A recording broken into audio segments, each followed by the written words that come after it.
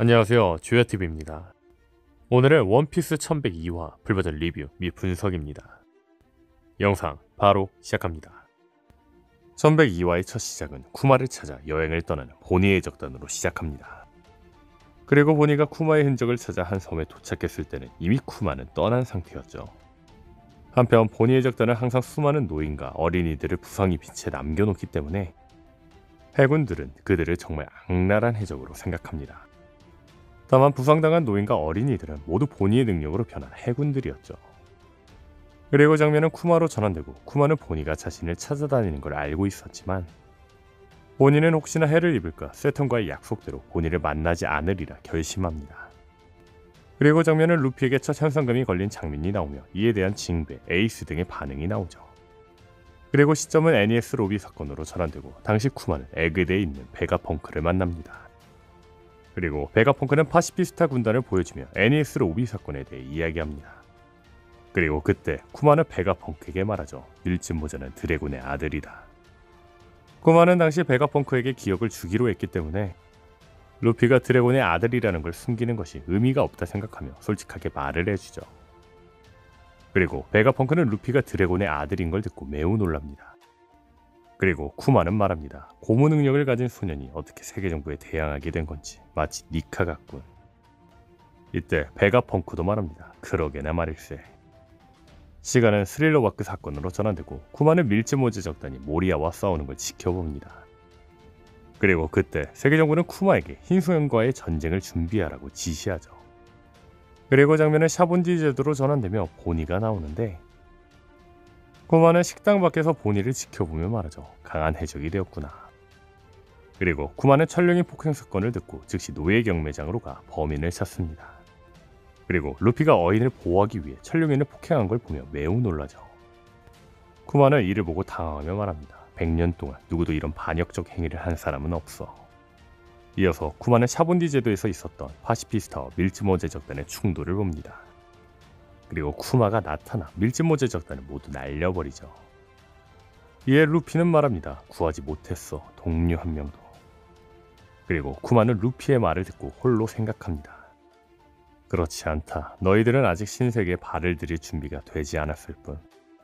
준비가 될 때까지는 돌아오지 마라. 너는 언젠가 세상을 구할 인물이니까.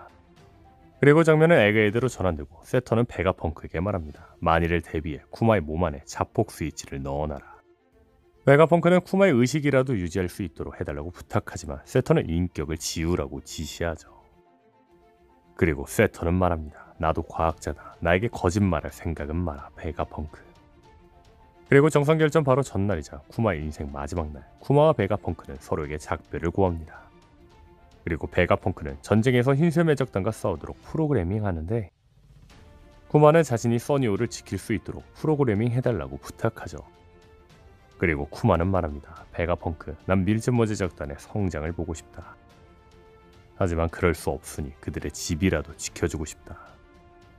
이에 베가펑크는 말하죠. 쿠마, 왜 그렇게 밀짚모자를 신뢰하는 건가? 쿠마는 답합니다. 니카가 그냥 전설인 건 알고 있어. 하지만 보니에게 언젠가 해방의 전사가 나타나 보니를 구해줄 거라 약속했다. 그리고 난 밀짚모자의 행동을 보고 감동받았다. 밀짚모자는 언젠가 이 바다를 바꿔놓을 거다. 그리고 쿠마는 약속한 대로 베가펑크에게 자신의 기억을 줍니다. 그리고 쿠마의 기억은 원본의 복사본 같은 것으로 능력을 추출함으로써 모든 것이 남겨지죠. 또한 기억은 누군가가 만지면 사라지게 되어 있으므로 베가펑크는 기억 구체를 만지지 않고 연구할 수 있도록 장치를 만들어 놓습니다. 쿠마의 기억을 추출하는 동안 아버지, 어머니, 이완코프, 지니, 보니 등 쿠마는 자신이 좋아했던 사람들의 얼굴이 주마등처럼 스치죠. 그리고 베가펑크는 눈물을 머금고 레버를 당깁니다. 기계가 쿠마의 의식을 지우기 시작하며 쿠마가 교회에서 국민들의 고통을 떠안을 때처럼 에그헤드의 빗줄기가 나타납니다. 그리고 섬의 모든 과학자들과 센토마루는 쿠마를 위해 기도하며 경례를 올리죠. 그리고 쿠마의 기억이 끝나면 본인은 모든 걸 알고 울기 시작합니다. 그리고 쿠마의 기억 속 마지막 말이 나오죠. 보니 10번째 생일을 축하한다. 쿠마의 마지막 대사로 1102화는 끝이 납니다. 이번 1102화에서 가장 주목할 만한 포인트는 인격을 잃는 쿠마입니다. 베가펑크는 쿠마의 인격을 완전히 지우는 것에 반대합니다. 결국 베가펑크는 쿠마의 기억을 보관하기로 결정하죠. 그렇다면 여기서 주목할 건 1100화 속 자아에 대한 베가펑크의 대사입니다. 이는 1100이라 심층 분석에서도 말한 내용이지만 여러분들의 이해를 돕기 위해 다시 한번 설명하는 점 양해 부탁드립니다. 쿠마는 베가펑크에게 자아를 잃는다는 게 무엇인지 묻습니다. 이에 베가펑크는 말하죠. 이 연구에서의 자아의 상실이라는 건 사람으로서 산 기억, 인간의 감정을 잃는다는 걸 가리키지. 그렇다면 여기서 주목할 건 베가펑크는 쿠마의 기억을 남겨놨다는 겁니다. 즉, 자아가 기억과 감정을 상징하는데 이 중 기억을 남겨놨다면 감정도 남겨놨을 확률이 크다는 거죠. 저는 23년 1월경에 올린 1071화 심층분석 2부에서 쿠마가 철거인처럼 레드라인을 올라가 마리조아로 간 만큼 철거인과 쿠마의 인격이 바뀌었을 수 있다고 이야기를 했습니다. 만약 이 가설이 맞다면 철거인이 니카의 심장소리에 반응을 한 게 어느 정도 설명이 될 수 있겠죠. 더 나아가 철거인의 쿠마 인격이 들어있다면 쿠마의 인격이 담긴 철의 거인이 세턴을 구하는 게 더 극적이겠죠. 그런데 베가펑크의 현 대사로 보아 철의 거인에게 인격의 요소 중 하나인 쿠마의 감정이 남아있을지도 모릅니다.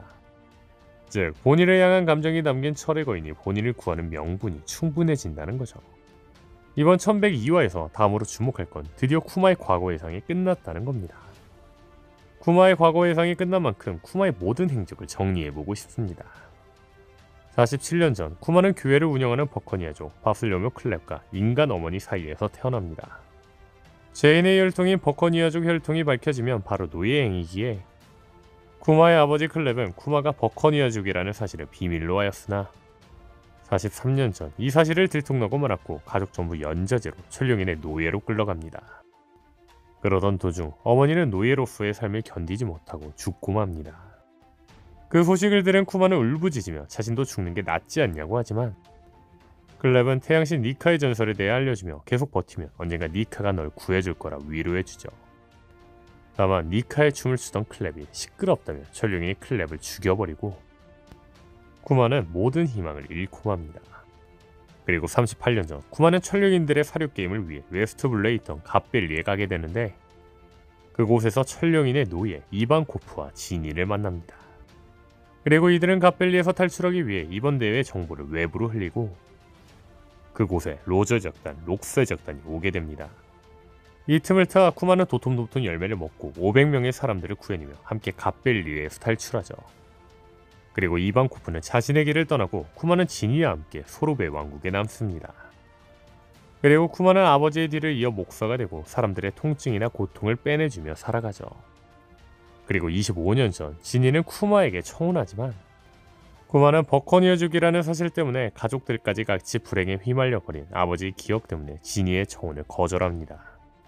그리고 22년 전 천상금에 시달리던 백구리 국왕은 나라를 둘로 나누어 천상금을 내지 못하는 절반은 나라에 속하지 않는 무법지대로 만들려는 계획을 합니다. 이에 쿠마는 항의하고 결국 감옥에 잡혀가는데 오하라 사건 몇 달 후 자연군이 소로베 왕국에 쳐들어와 왕을 쫓아내고 쿠마를 구해줍니다. 그리고 쿠마는 이반코프의 권유로 지니와 함께 자연군에 입대하고 드래곤 이반코프와 함께 혁명군을 결성하죠. 그리고 14년 전 동군의 군대장 지니가 천룡인에게 납치당합니다. 그리고 몇 년 후 지니는 희귀병에 걸려 마리조아에서 딸과 함께 쫓겨나고 지니는 자신의 딸 보니와 함께 소로베 왕국으로 와 쿠마에게 연락하죠. 지니의 연락을 받은 쿠마는 능력으로 즉시 소로베 왕국에 도착하지만 지니는 이미 죽어 있었고 지니 옆에 있는 아기 보니를 발견합니다. 쿠마는 보니를 양녀로 삼고 소로베 왕국의 동네 어르신들의 도움으로 혁명군 활동도 열심히 하며 사랑으로 키우죠. 다만 보니가 걸음마를 뗄 무렵 보니는 지니와 같은 청린이라는 불치병에 걸리게 되는데 의사에게 보니가 10살이 되기 전 죽을 거라는 소리를 듣게 되죠. 그리고 6년 전 베코리 왕이 소로베 왕국으로 다시 돌아오고 베코리 왕은 고아왕국처럼 남부지역을 부르짖어 학살 계획을 합니다. 이에 쿠마는 분노하며 단신으로 왕국으로 쳐들어가 베코리 왕을 추방시켜버립니다. 베코리를 단신으로 추방시킨 뒤 국민들의 지지를 받게 되면서 소로베 왕국의 새로운 국왕으로 즉위하게 되지만 실질적인 통치는 선대 국왕에게 일임하고 자신은 예전처럼 교회에서 살며 남들을 돕는 삶을 살게 되죠. 하지만 얼마 후 쫓겨났던 베코리가 쿠마에게 폭군 이미지를 덮어 씌워버리고 해군을 끌고 쿠마를 찾아옵니다. 결국 쿠마는 베코리와 해군을 배로 침몰시켜버리며 현상수배가 붙고 해적이 됩니다. 그리고 소르베 왕국을 떠나며 보니의 치료법을 찾죠. 아무런 성과가 없던 중 드래곤에게 베가펑크의 정보를 듣고 베가펑크를 찾아가는데 베가펑크로부터 보니를 치료할 수 있다는 희망적인 말을 듣게 되죠. 그리고 치료비 대신 클론 병사들의 유전자 샘플이 되기로 합니다. 하지만 그때 세턴이 쿠마와 베가펑크의 대화를 엿듣고 있었고 세턴은 쿠마가 칠무회가 되는 조건, 인격을 없애는 사이보그가 되는 조건으로 보니 치료를 하라고 명령하죠. 쿠마는 보니를 구할 수 있다면 자신이 인격을 잃어도 상관없다는 이 조건을 승낙하고 쿠마는 인격을 잃기 전까지 보니에게 편지를 쓰며 칠무회로서 세계정부의 뒤처리를 합니다. 그러던 중 스릴러바크에서 루피 일행을 만나고 아직 이들이 신세계에 진입하기에는 너무 약하다 생각해 샤본디제드에서 이들을 날려버립니다. 그리고 쿠마는 정상결전 전으로 인격을 잃게 되죠. 바로 전에 있던 와노쿠니의 회상과 비교돼서 그런지 모르겠지만 쿠마의 회상은 정말 역대급인 것 같네요. 오늘 영상은 여기까지입니다. 시청해주셔서 감사합니다.